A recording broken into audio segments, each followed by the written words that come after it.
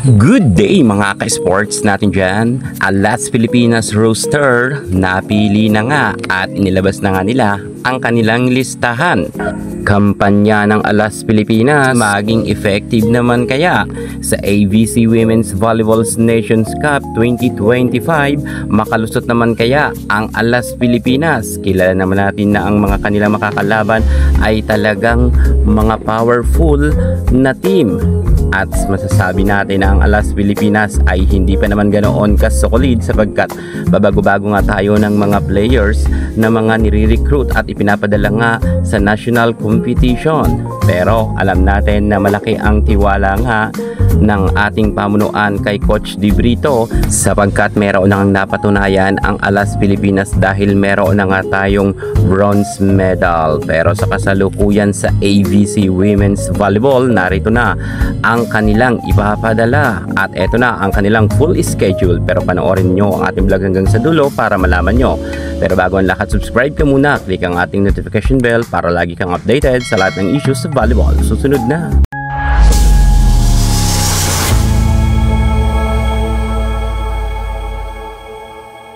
Kumpiyansa si Coach Di Brito na kayang-kaya natin makalusot sa AVC Women's Volleyball Nation Cup 2025 sapagkat salang-salanga ang mga players na kanyang ilalaban sa international game. Mga malalakas na team na makakaharap ng Alas Pilipinas, narito na. Talagang dadaan sa butas ng karayom ang Alas bago nga sila manalo. Una nga nilang makakaharap ang team ng Mongolia kung saan magaganap nga ito sa June 7, 2025 at Sabado nga yan. Makalusot kaya dito ang Alas Pilipinas?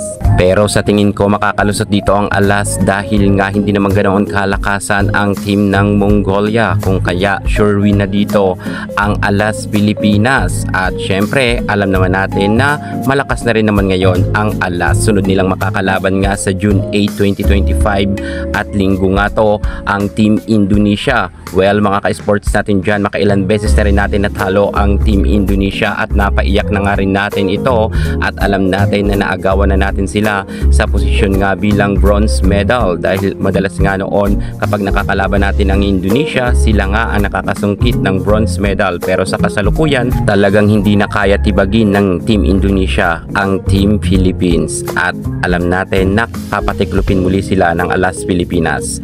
At ang Iran naman ay isa rin sa masasabi natin na medyo malakas pero sa tingin ko kayang-kaya to ng Team Philippines at magaganap naman ang kanilang salpukan sa June 9, 2025. Lunes naman ito magaganap. Kayang-kaya to ng Team Philippines. Magugulat ang Team Iran dahil sa lakas ng Alas Pilipinas. Lalo't meron tayong mga bagong spikers na malalakas. June 11 naman magaganap ang salpukan ng Team New Zealand versus nga sa Team Philippines. Alas Pilipinas mas malakas kung ikukumpara natin sa team ng New Zealand, kung kaya hindi dito matcha-challenge ang Team Philippines. Alam natin na kayang-kaya talaga makalusot ng nasabi nating Alas Pilipinas sa New Zealand. So ibig sabihin talagang may laban dito ang kupunan ni Coach Di Brito. Sa tingin ko talagang mapalad ang Alas Pilipinas ngayon dahil sa mga bagong mga malalakas na ni-recruit.